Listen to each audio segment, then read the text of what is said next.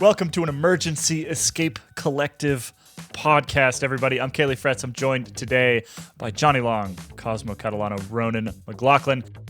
That was one of the most dramatic days of racing we have seen in a long time. Of course, I'm talking about today's stage of the Vuelta a Espana, finishing atop the Angliru, and had very little to do with the actual performances, I would say.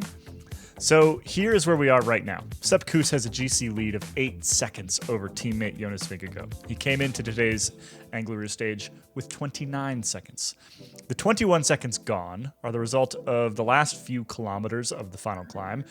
This set off a bit of a firestorm. On one side, racing is racing, made the strongest man win. On the other, a fan favorite, a loyal domestique, poised to take a career-defining victory with, crucially, zero real chance of losing it to anybody but his own teammates. We're going to assume that you watched most of it. If you haven't, definitely go do so. So let's get straight into it. Who wants to have the first take here? Who feels very strongly about... I feel like, Johnny, the things you were saying off mic, perhaps, maybe an interesting place to start here.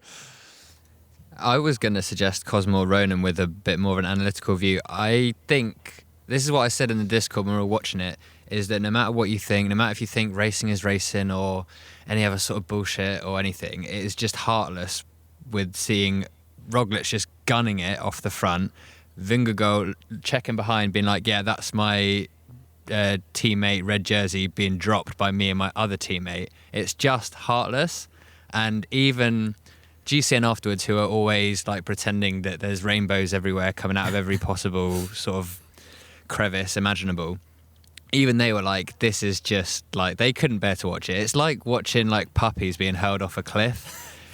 It's just you're attacking your own guy. It's not let the road decide. It's your own teammates. When has this ever been a thing? It's just nuts. The revisionist history. I'm not of okay how for. Works. Sorry, I'm not okay for hanging. Gone on. I'm not okay for hanging puppies off a cliff.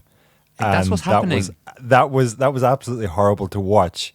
But also, if I think back in time when we were all free Landa because Landa was a stronger rider and had to wait for somebody else, or Froome versus Wiggins and Froome was a stronger rider and had to wait for Wiggins, we can't then. When it's the nice guy, Mr. Kuss, that we should all be calling for his stronger teammates to wait for him. No, that's not my take on the whole thing. But at that point in time, I was okay with the way it was unfolding and that it looked like the strongest rider, maybe not the best rider, but the strongest rider was going to win. My opinion changed later, but we'll get to that, I think. All right, so Ronan is pro puppies on cliffs. Cosmo, what do you? I was just going to point out in those cases, there was clearly a plan. You could see the stronger rider waiting, and they waited, and they made it clear that they were waiting, and the internet had feelings about it.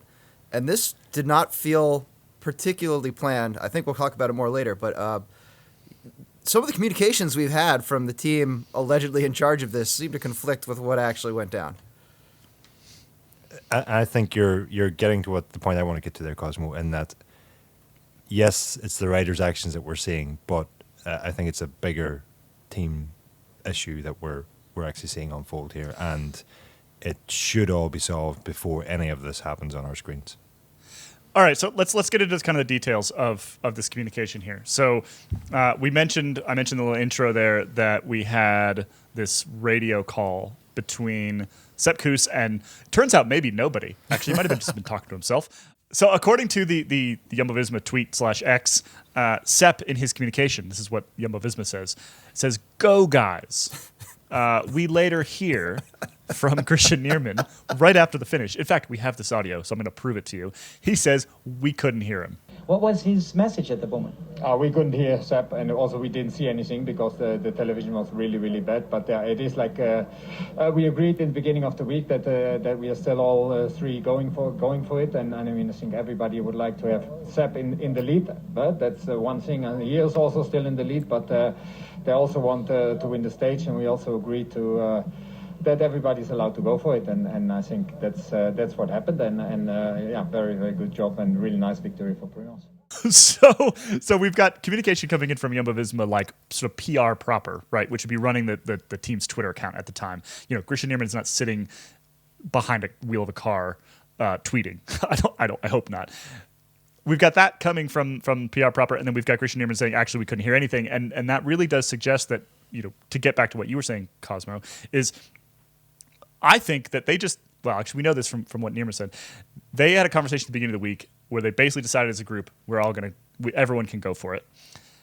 And that's kind of what ended up playing out. And on the road, there's no actual sort of attempt to change this at all. Have they had that conversation, though? Because I think there's just much more going on here than who wins the Vuelta. I think it's a power play between Roglic and Vingegaard, and both of them are coming out with these crazy statements that could only be crazier if they were speaking in the third person.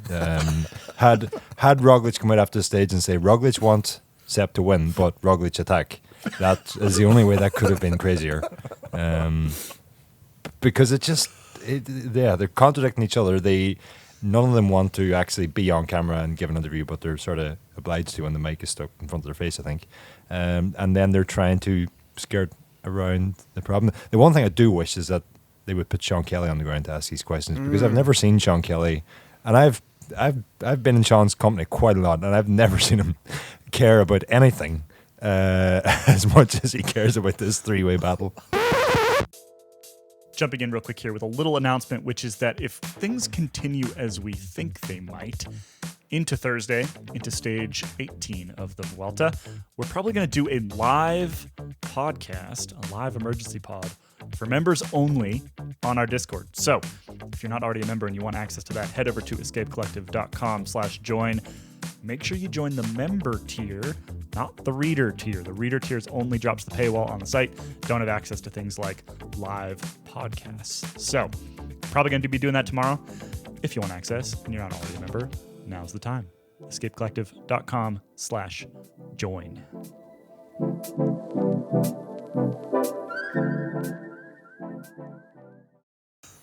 I absolutely agree with that. I think you could actually see it today on the ground when you had these interviews. And, Roglic is always pretty slippery. But in addition to not mentioning Kuss shouting, "Go, guys," into the radio, he was very kind of non-committal, like wouldn't really come out and say anything straight. And you had Sepp Kuss was interviewed by Contador in English, and he was very much, for the first time ever, I think he said, "I want my shot." But then he was like, "But, if I'm playing the team role, I can do that." And then immediately afterwards starts just yakety-yakking in Spanish with Contador. Like that kind of rapport, like I think Contador has it. I think Kelly would probably have it too, where riders will open up a little bit more to somebody they know has been in the same spot. I think we need to get Contador out of there and get Kelly in, because Contador didn't ask the questions any of us wanted to know the answers to. Contador didn't even ask a question. He just made a statement. Yes. Let's just really quick, let's listen to what Sepp said, and then I'm also going to play what Roglic said as well right after it, and we can talk about that.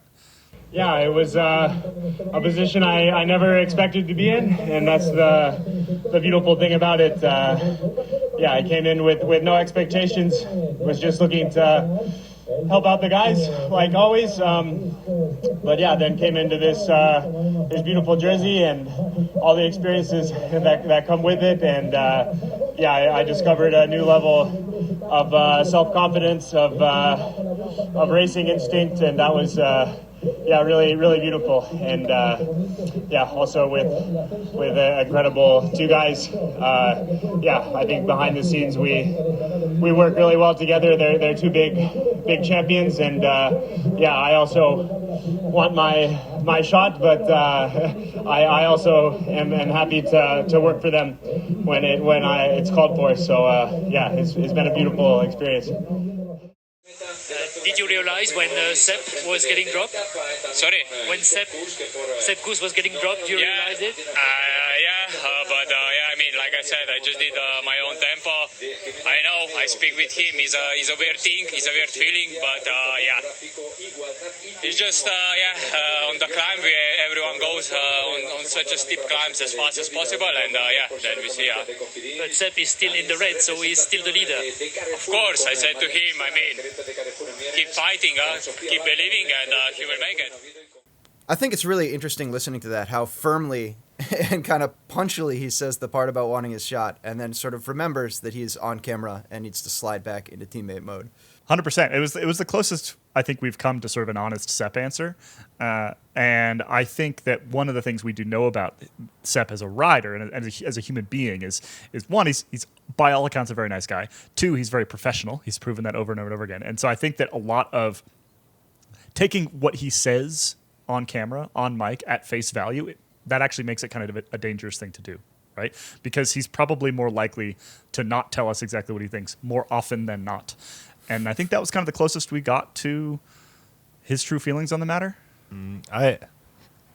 I wish for the sake of Sepp 10 years from now that he would say what he feels right now, because I can't help but feel that he's sort of the general public can't really help but have the opinion that he's allowing these other two egos to walk all over him in the one shot that he's ever going to have to win a Grand Tour. And he's a phenomenal rider, but at the same time, as much as he's helped these guys win Grand Tours in the past, if he wasn't on this team with these two guys right now, he would not be leading this Vuelta. That's pretty simple. He may be actually, because he may still have been in the same break, may still have got the same time, but they would be dropping him without question on the Angliru, and they would take the red jersey from him.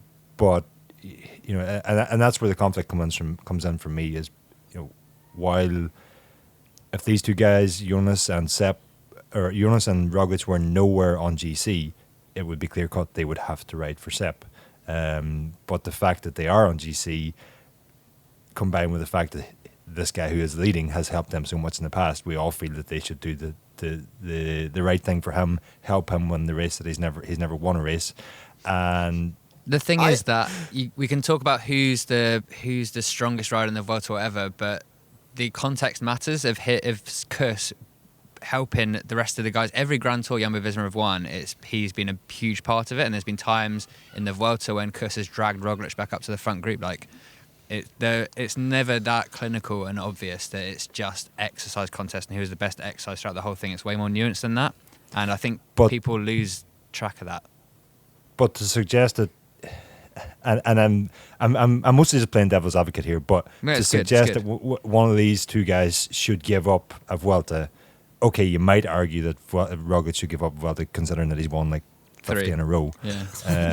But Jonas having won 2 Tour de France probably fancies himself as the best Grand Tour rider of his generation, and to prove that, he will have to win the Vuelta at some point. He is now in the 3rd week of a Vuelta within touching distance of the lead, with a teammate that he knows he is clearly better than, and a mentality that is clearly more killer instinct than Sepp has. I think it's very difficult for any of us to put ourselves in his shoes, but still, I do still think, having said all that, it's a Roglic versus Jonas power play for team leadership in the Tour, and one of the management at some point needs to step in and say, I'm sorry, Roglic, but you fall down every time we make you leader, so Jonas is our leader from now on.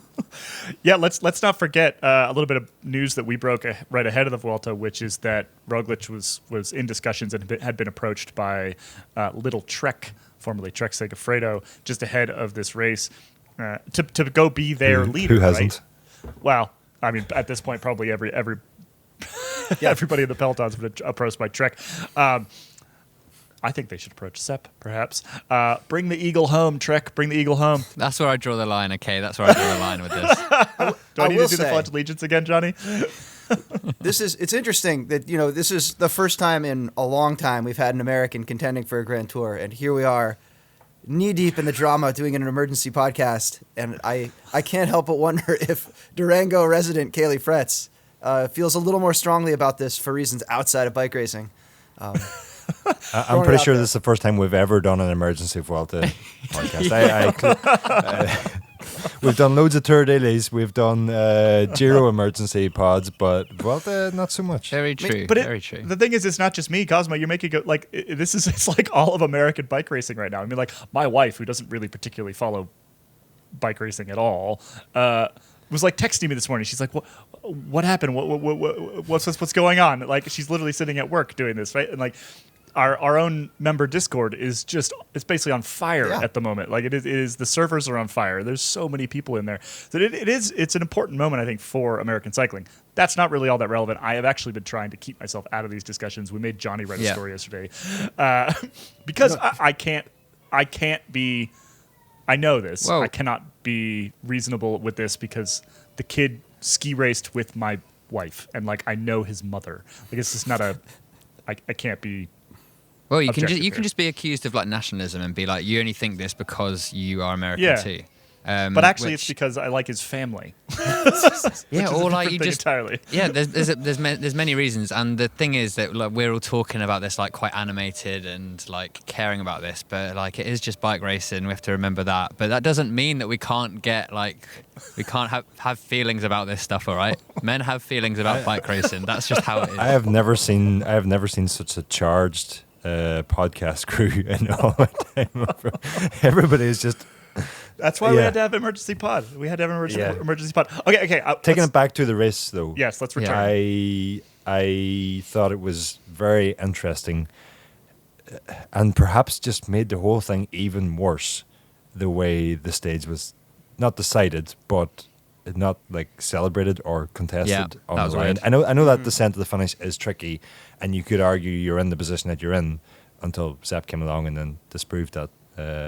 By overtaking Lando on that descent into the finish line.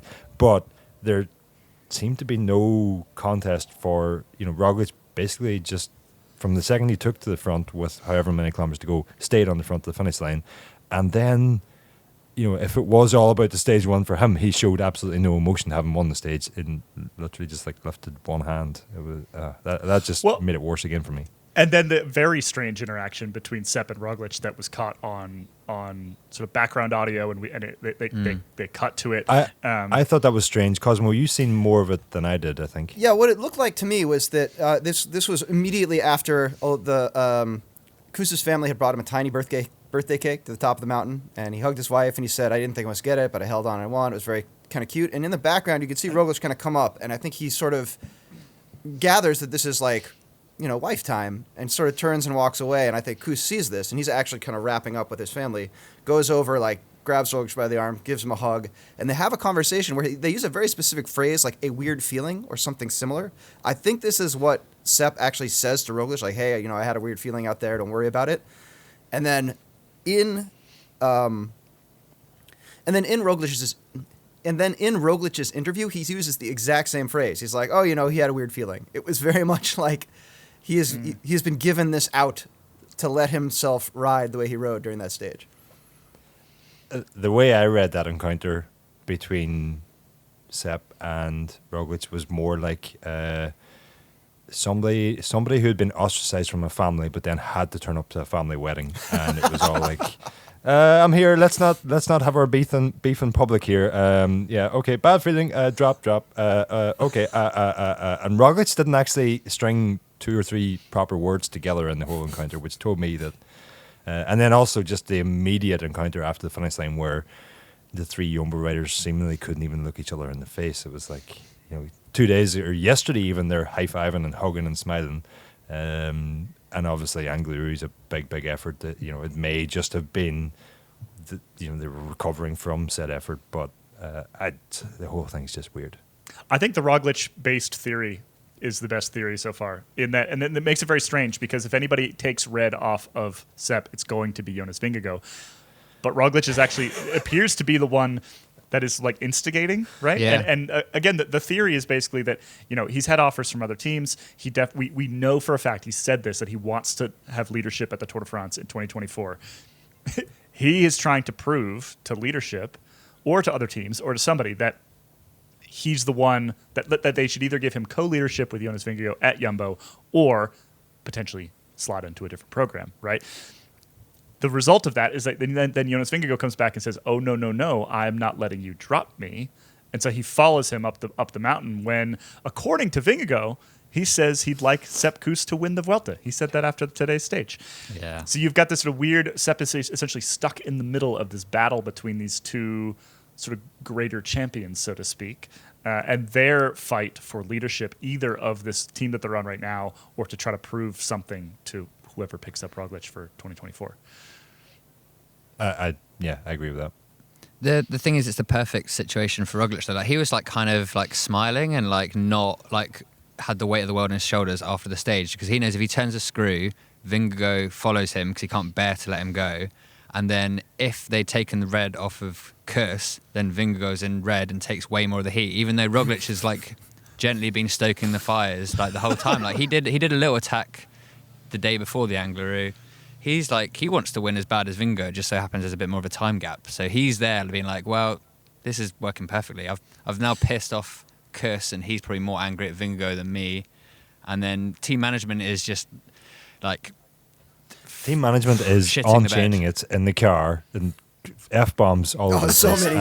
Christian Ehrmann looks like he wants losing to be track of where spare bikes are and all Vuelta. sorts. Christian Ehrmann looks like he'd rather be lying in a dark room miles away from Spain. Got the biggest mask he could find to cover up his face before that interview. Like, he had to cut eye holes in it. yeah, exactly. The one thing we haven't mentioned is actually Jumbo are making a success of the Trident where Movistar haven't in the past. So Yeah. that's maybe... That's the thing. It helps out the three best riders in the bike race. The inner team rivalry has been so intense that we've forgotten how ridiculous it is that these three are just winning the Grand Tour like leaps and bounds higher than every other team. It's kind of their own sort of masking thing. I mean, as the other non-American in this call, I will ask, did you mean ridiculous or suspicious? Oh, Let's not go there. That's a whole separate emergency we don't pod. have time. No time. I was just going to point out that we'd be having a very different conversation if we'd seen three Jumbos do like, the Mape-Roubaix salute across the line rather than contest the stage. And people would still be upset, but I don't know we'd be doing an emergency pod. So while Jumbo has made themselves the main character, they are maybe looking less like evil people at the end of the day. Yeah, it's the galaxy brain way to win close out a Grand Tour podium, is that you don't do it in like a sinister way. You do it in a way that screams incompetence, but behind the scenes you're like, guys, it's perfect. 8 seconds. Oh, I thought you were going to get it within 5. That'd been way more impressive. Christian Ehrmann playing 4D chess with us again. Man. Okay, before we wrap up, we don't want to, this podcast, we don't want to be too long here. I do want to address some of these sort of opposing arguments, right? Yeah. Can we sort of address these, which is the biggest of which is one, well, I think there's a couple here. One, it sounds like the team made a decision early in the week to essentially race each other, right? That's what Neerman said after the stage. I think it was either Vingegaard or Roglic said something similar. It sounds like that is the case. That doesn't really, I don't think, excuse much of anything. 2, Sepp has said a couple different times, like, if they drop me, they drop me. Like, if I don't, he's actually said, I don't want this Vuelta gifted to me. Can we address the gifts thing? Johnny, I think you did it quite well in your piece now 2 days ago, which is basically that gifts like are cycling in a lot of ways. Yeah. Right? It's a team sport, but one person wins, which means that the rest of the team gift their legs and their individual chance of victory to another person. It's really quite simple, actually. Teamwork, aka Ronan collective disagrees. gifting.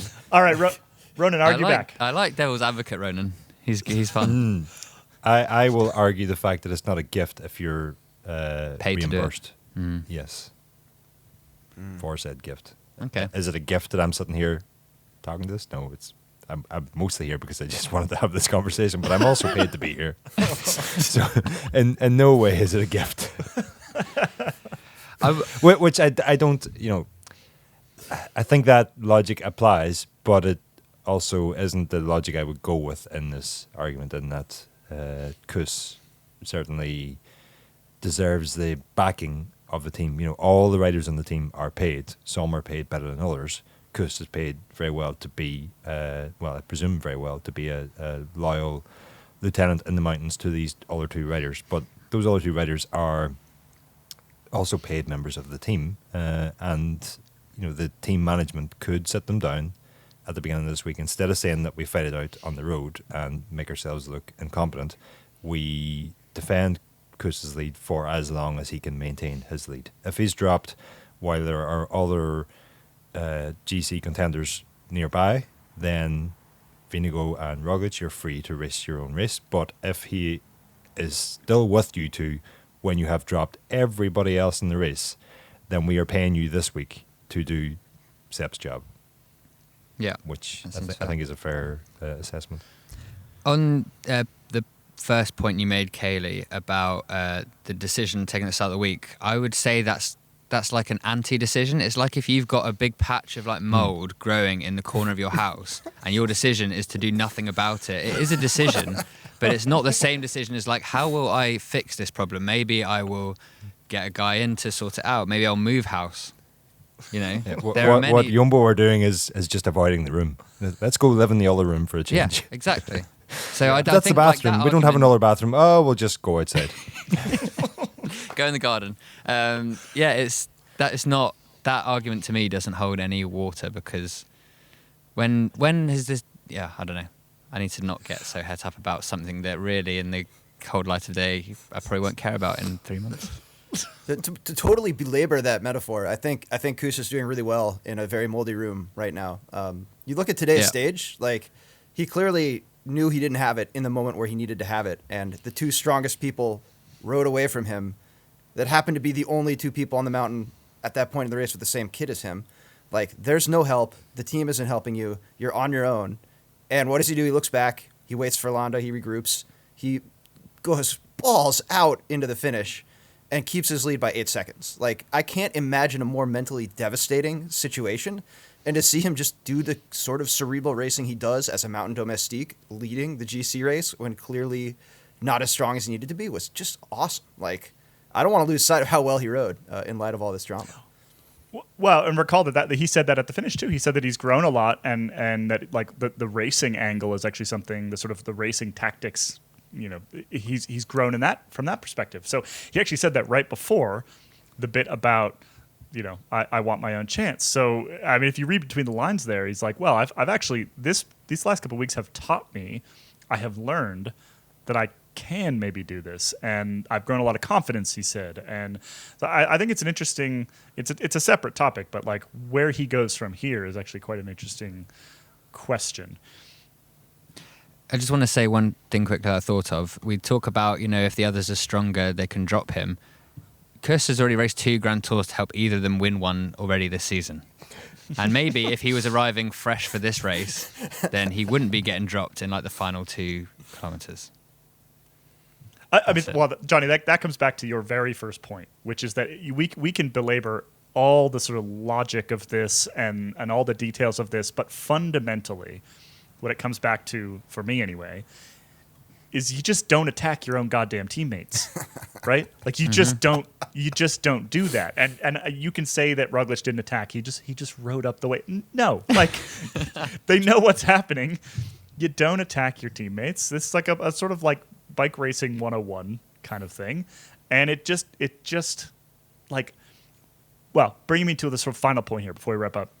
It doesn't really matter what all the details are. It doesn't really matter whether you think this is right or wrong. The one thing that I think we can all agree on, including all the listeners out there that maybe don't agree with some of the other things we've said, is that this is an absolutely massive PR disaster for the biggest team currently in the sport, right? I don't know what it is about winning a lot that makes these teams into entities that are really difficult to cheer for. But this happened during Sky, less so Ineos because they started to fall off a bit. It's now happening to Jumbo. I think a lot of sort of like non-Dutch, particularly sort of non-Western European fans were kind of neither here nor there with Jumbo, didn't know a whole lot about them. Maybe they had an individual relationship, sort of like fan relationship with Vingegaard or Roglic or Kuss or something like that.